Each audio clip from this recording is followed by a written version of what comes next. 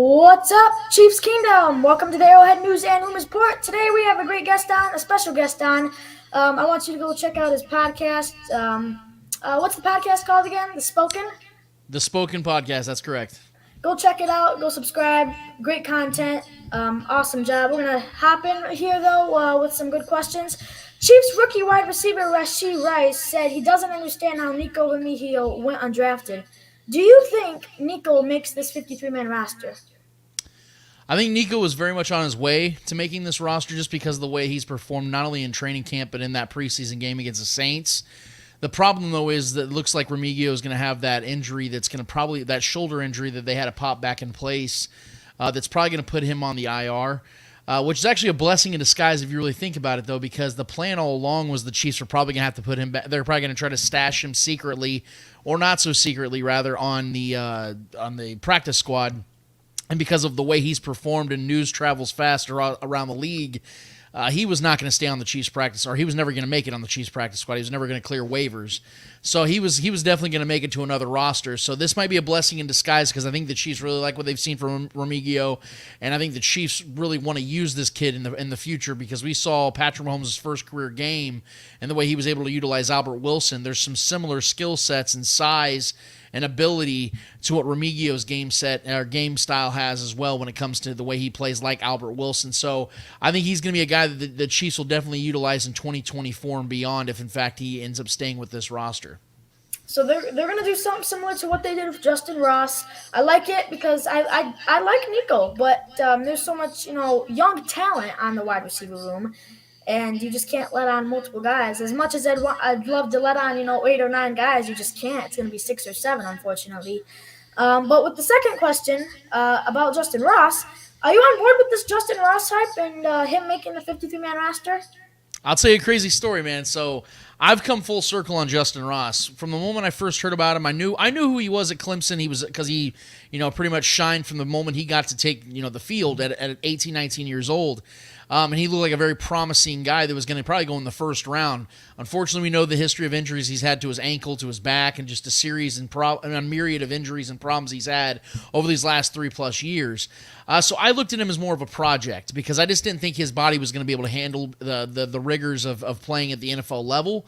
Because if he wasn't able to get through his college career without injuries, how is he going to get through the NFL without more injuries or just creating or recreating those same injuries? So I looked at him as a guy that was going to make some moves here and there in practice and practice squads and never really make it to that top level. I wanted to see it. I was rooting for him because I know how incredible his story is and what he's had to overcome and what he continues to overcome.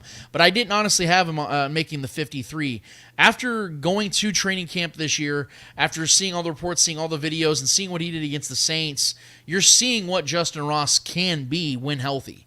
And he's a guy that absolutely should make this roster.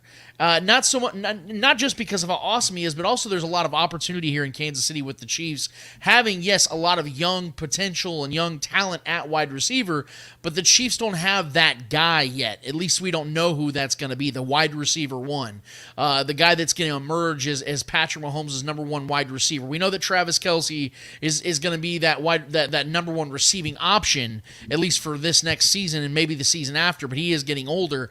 We need to see one of these, or at least one of these wide receivers emerge, and Justin Ross is showing that he's got the skill set to do so, and I'm somebody that believes if you can show it to me and you can prove it to me, then I'm willing to listen and I'm willing to pay attention, and Justin Ross is showing us this offseason in training camp and all the way back to OTAs, quite frankly. You heard Pat Mahomes Sr. singing his praises. I mean, this has been a guy that's not so much of a secret here in Kansas City, and I think the expectations are starting to weigh now, and people now want to see him put it together and put it to use in real football games, and I think he's going to get his chance.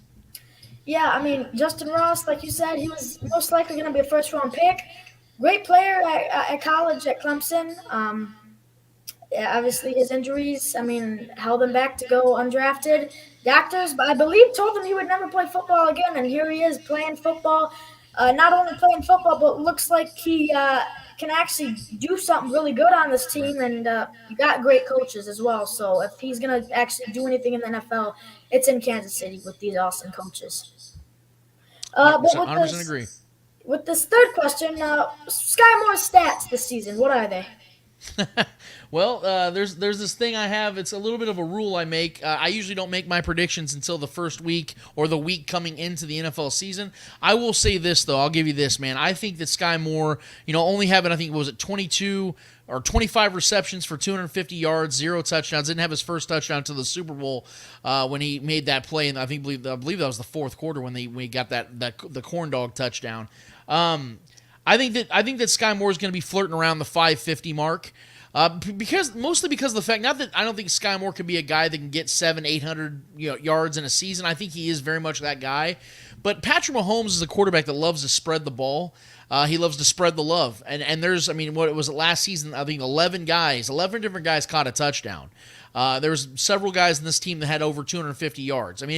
He's going to be able to spread the ball around. If, in fact, these other young guys are anything worth mentioning, the emergence of Noah Gray as a backup tight end, Jerick McKinnon still being on this team as a legitimate pass option, Deneric Prince becoming a guy that's starting to catch the ball. Didn't do that in college, but is starting to do it at the pro level. Who's going to make this roster? And we know that Clyde Edwards-Helaire was a running back that caught the ball a lot out of LSU, and he's going to make this roster as well, just from a depth perspective. So there are about 8-9 guys on this team that are going to catch a lot of passes on this team. It's going to be hard for Sky Moore unless he just absolutely just turns it on to where Patrick Mahomes can't ignore him anymore and he just has to keep hitting him. I think that Sky Moore is going to be one of the guys. I think he's going to be somebody that gets around 500 to 600 yards.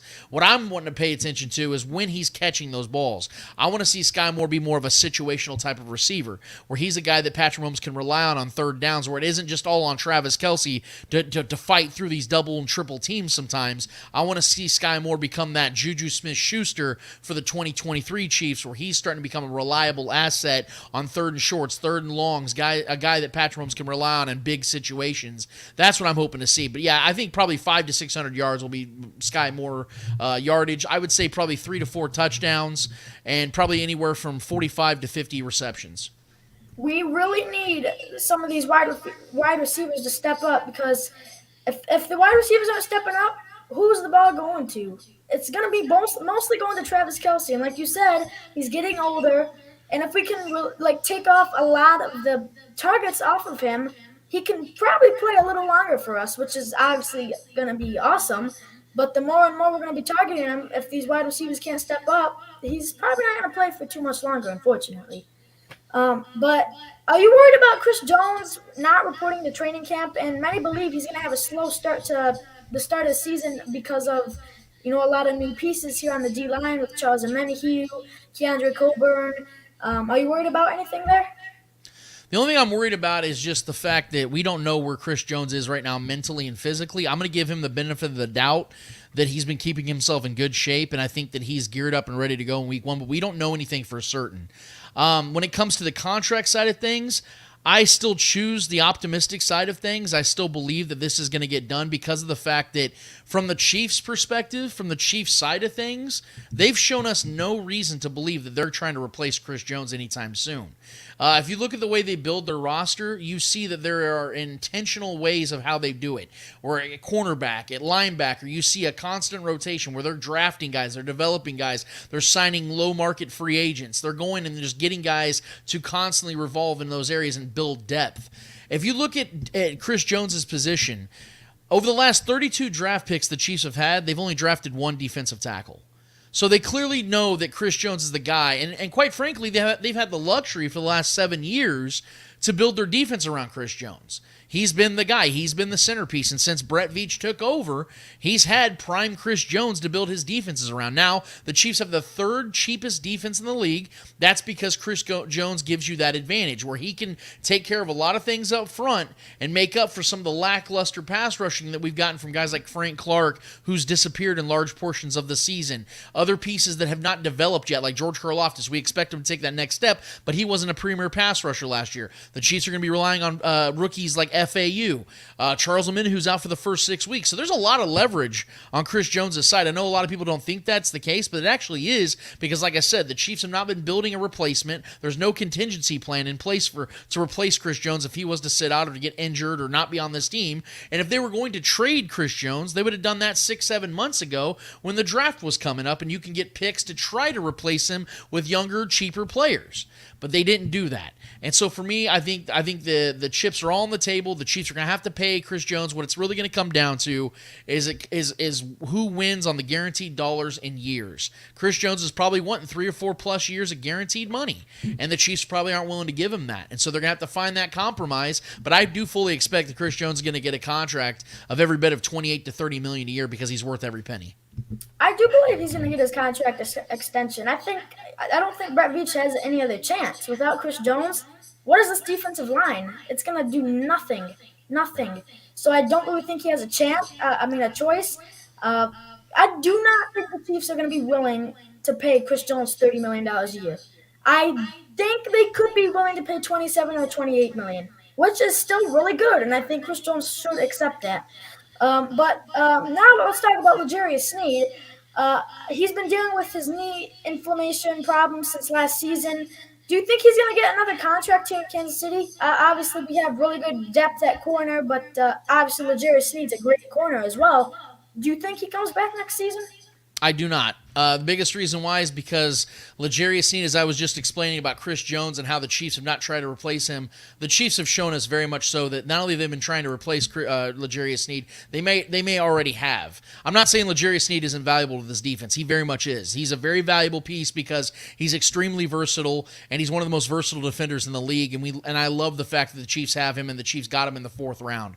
But to that point, the Chiefs also got Chamari Connor in the 4th round, almost to the exact same pick. I think it was 4 picks off from where they got L'Jarius Sneed just 4 years ago. L'Jarius Sneed has played his role, but L'Jarius Sneed's got injury concerns, and we know that the Chiefs are a team that usually don't like to re-sign guys that are after 27, 28 years old unless you're a Travis Kelce, a Patrick Mahomes, or a Chris Jones. Those are unicorn one-of-one players. And as great and as awesome and as valuable as L'Jarius Sneed has been over the last 3 or 4 years, he is a guy the Chiefs can and will replace because they've done it time and time again at that position. And unlike Chris Jones' position, the Chiefs have drafted, just over these last 2 drafts, 7 defensive backs.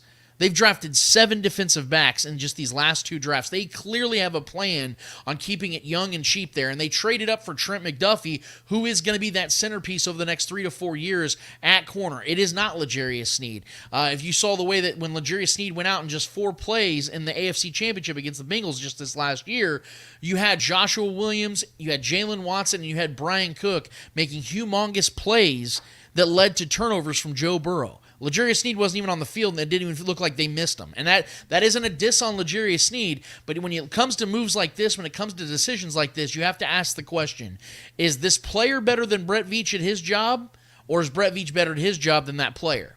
And when it comes to L'Jarius Sneed, as good and as valuable and as versatile as he is, I like to think that Brett Veach is better at his job than L'Jarius Sneed is, and that is why I think the Chiefs will be moving off of L'Jarius Sneed, because you saw Charvarius Ward was a guy that the Chiefs did not value at any level. They let him literally walk for nothing. And the San Francisco 49ers, a perennial contender, gave that man over $40 million.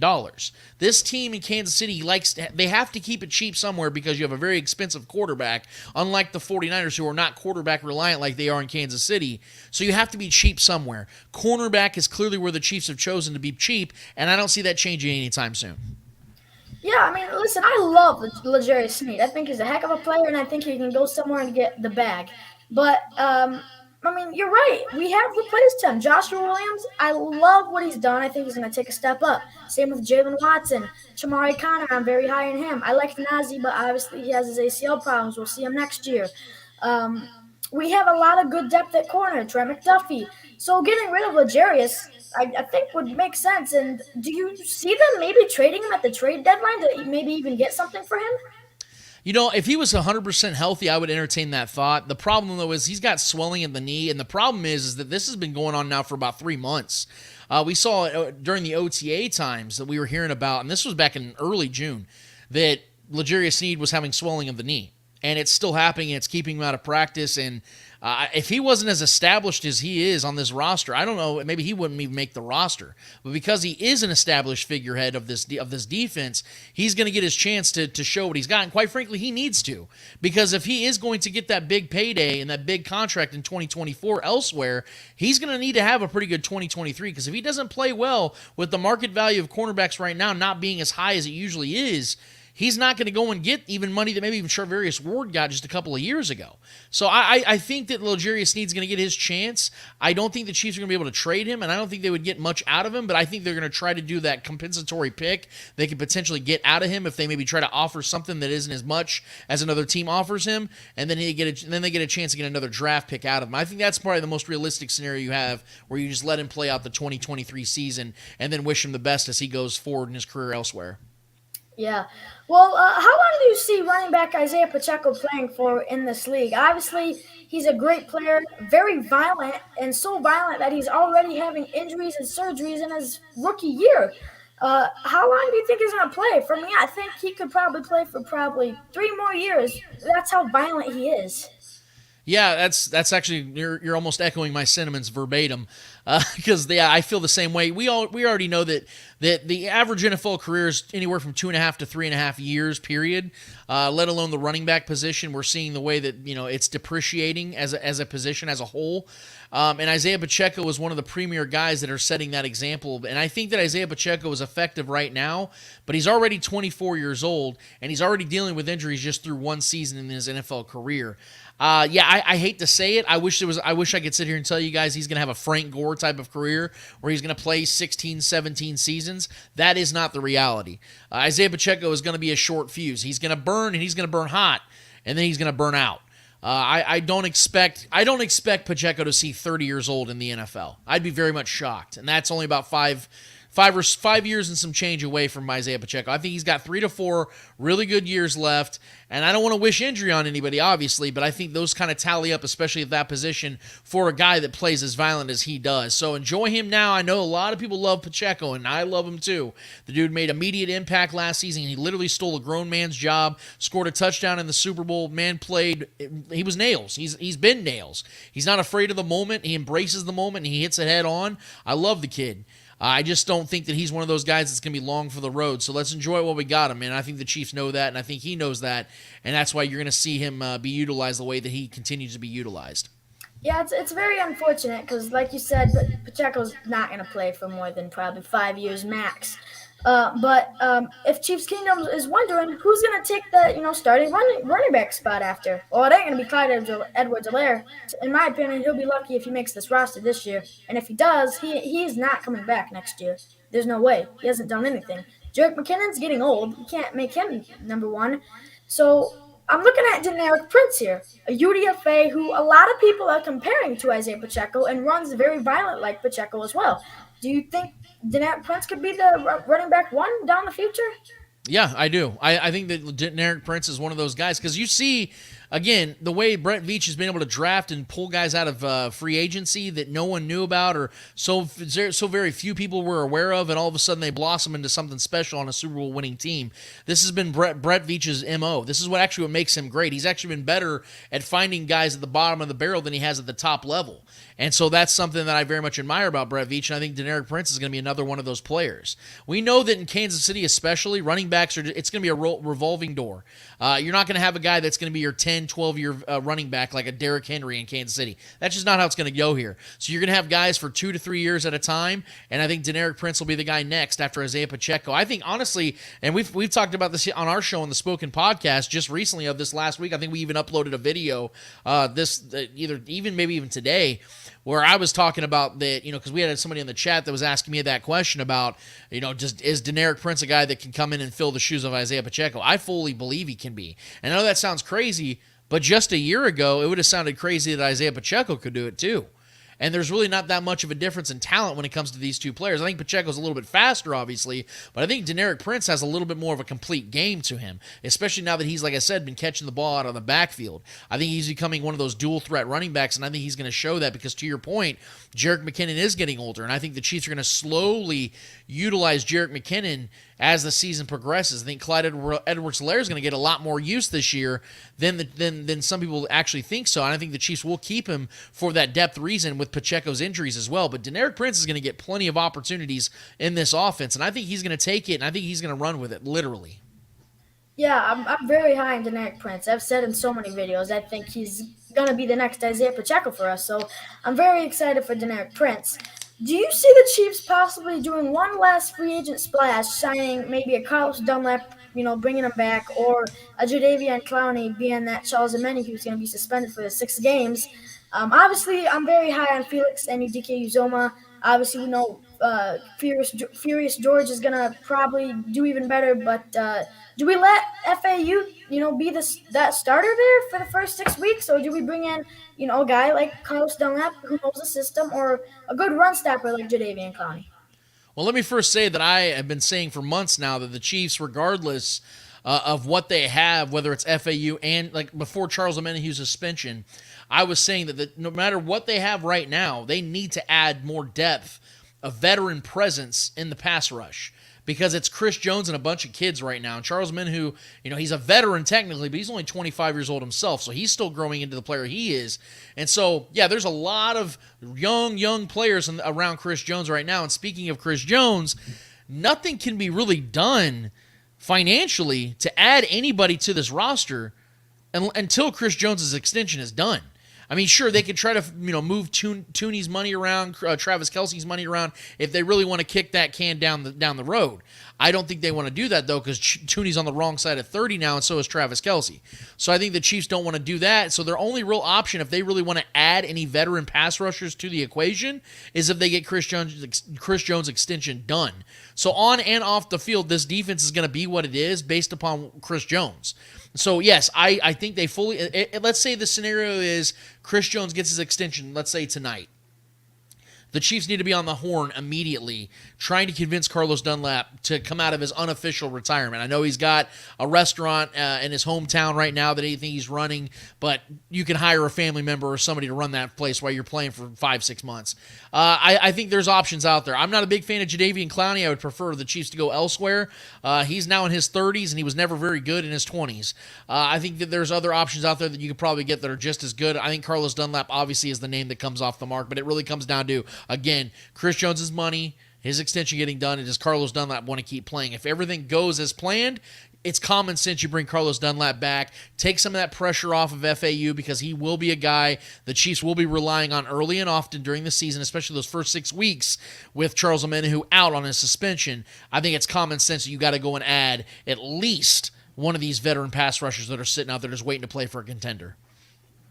Yeah, it makes sense. I think Veach would be just crazy to not bring in another guy. I mean, I love Felix. Don't get me wrong, but he's a rookie. I mean, I think you just got to bring in another guy to develop him. But what are the teams that scare you the most in the AFC? Obviously, you got Buffalo. We know what Buffalo's about. We know what the Dolphins are about. We know what the Chargers are about, the Bengals, and we're gonna see what the Jets do. What teams scare you? For me, it's personally the Bengals, Bills. Those are really the 2 teams that just scare me for now, though. Yeah, there's a lot of. I mean, obviously, we know the AFC is the by far better conference, just from the quarterback position alone. But I'll be real with you, man. This is a question I know a lot of shows ask, a lot of people ask. It's a water cooler debate as to who's the biggest threat to the Chiefs in the AFC. When I look at this, man, and then we're getting closer and closer to the season, every single AFC team has a bunch of maybes. Maybe if Tua Tagovailoa stays healthy, the Dolphins could contend. Maybe if the Jets have an offensive line that protects Aaron Rodgers, they can contend. Maybe the Bills decide to get out of their own way and play at a higher level when it matters most. Maybe the Bengals can keep Joe Burrow healthy. There's a lot of maybes when it comes to all these other contenders. The Ravens. Maybe Lamar Jackson can finish the season healthy. And maybe Odell Beckham Jr. and these other weapons are going to really, flourish in this new offense they're running. The Chiefs are the only team that has maybes that we're not as worried about. Because the maybes we're talking about when it comes to the Chiefs are maybe these wide receivers flourish. But as we just saw just a year ago, and this is coming from me, somebody that was very much on the, go and sign DeAndre Hopkins, go and add a veteran guy that Patrick Mahomes can rely on and make his job easier rather than harder. We just saw this team a year ago lose a superstar wide receiver who was at worst the 4th, 5th best wide receiver in the league, and their offense got better and they won the Super Bowl, and Patrick Mahomes had one leg out there. So the Chiefs' maybes, as opposed to other teams' maybes, are a lot less severe and significant. So to answer your question as honestly as I can, there isn't a team in the AFC that scares me. I think it's the Chiefs. I think it's the Chiefs conference until they show that they can no longer win this conference. I know that the Chiefs stumbled in 2021 against the Bengals, but it was the Chiefs that beat themselves in that game. Not to take away from the Bengals, but the Chiefs had an 18-point lead going into the second half. The Chiefs choked that game away. That's the last time we saw the Chiefs lose in the playoffs. So I think, man, as long as this core stays intact with Andy Reid, Patrick Mahomes, Travis Kelce, Chris Jones, and these young developing players around them, they are the team that represents the AFC. Now, I'm not giving an official prediction yet. What I'm talking about is in context to what you're saying as far as the threat or the team that scares me. There is not a single team, because if you're telling me pick the Chiefs of the field, I'm picking the Chiefs every single time. Yeah, I agree. I mean, Buffalo hasn't proven to beat us in the playoffs. Like you said, Cincinnati could, but we killed ourselves in that game. Cincinnati, I mean, I believe we're tied with Cincinnati when it matters the most in the playoffs. And so this team, I mean, the Jets, again, Rodgers is not, the healthiest quarterback, wasn't the healthiest quarterback last season. So can he in the offensive line, be healthy? We'll see. But how many rings do you think Patrick Mahomes ends off his career with? This is the best question, man, because the fact that this is now, you know what? And I know you're young, man. I'm not downplaying you. I know you're 14.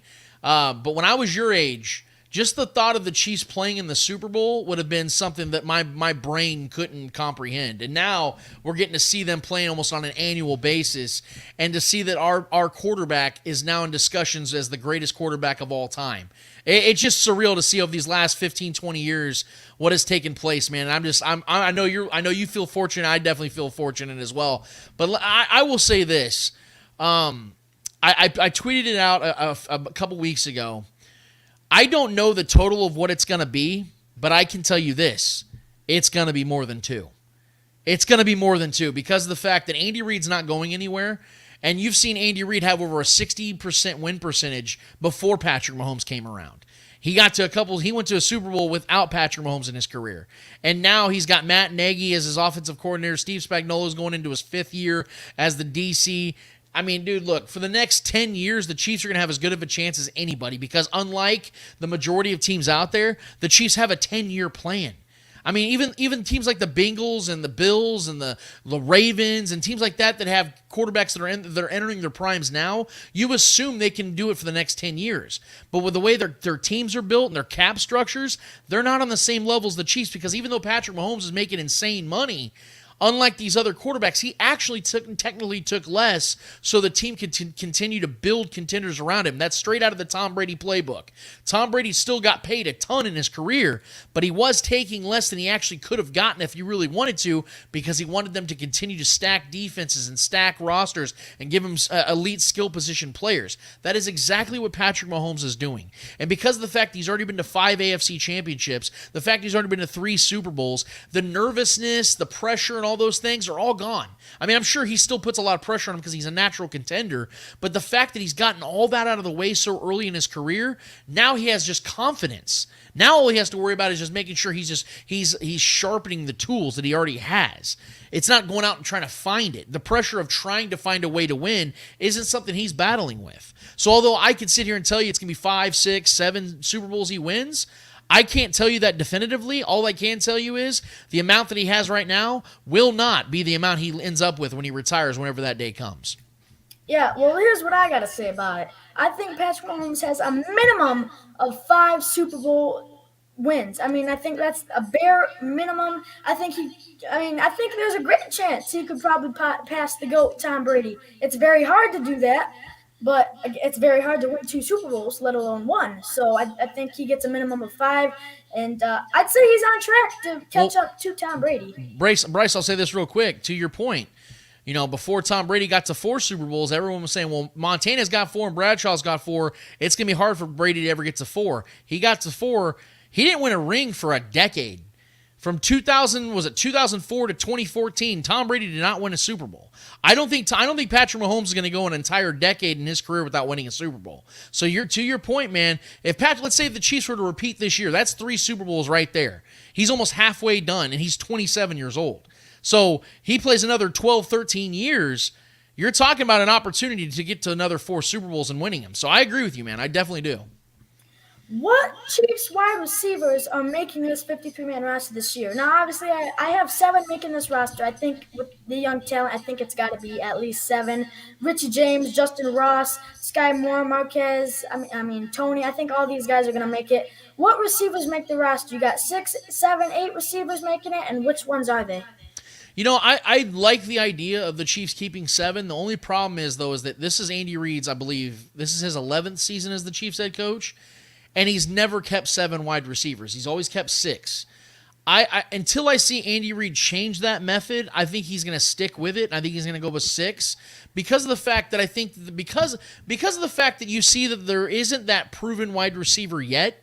And the fact they can stash one of these guys on the practice squad, I think a guy like Justin Watson, if he fell down to it, would be able to stay down there and the teams wouldn't go and pluck him away.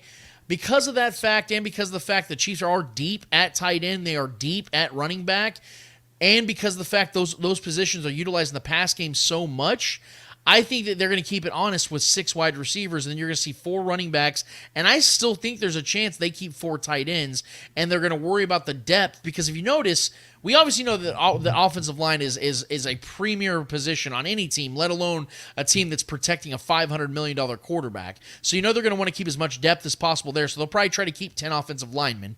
And then defensive line is so thin right now, they're going to have to keep as many bodies on that as much as possible. So I think they're going to keep 8 to 10 guys there as well. So I think that you're going to see them spread the depth across. I know they don't have a fullback this year, but I don't think that automatically assumes they're going to keep a 7th wide receiver. If they do, great. I trust Andy Reid that he knows what he's doing. But again, with a decade of evidence that tells me otherwise, I'm going to stick with the fact that I think he's going to pick the 6 best wide receivers to make this roster, and if they need another guy, they'll call them up from the practice squad. So if I'm giving you my 6 right now, as it currently stands, and this is obviously considering that we don't know if there's new injuries that could come about this weekend against the Cardinals, and we know that horrific field, that might be a possibility, but I think as it currently stands, Kadarius Toney's going to make this roster. You're talking about Sky Moore, you're talking about MVS, Richie James. I think that you're also, Rashee Rice is going to 100% make this roster, and I think it's Justin Ross. I think it came down to a battle of the Justins, Justin Ross versus Justin Watson. And I know that Justin Watson's a guy the Chiefs trust. He's a veteran receiver. He got a 2-year deal this offseason with 1 million guaranteed to it.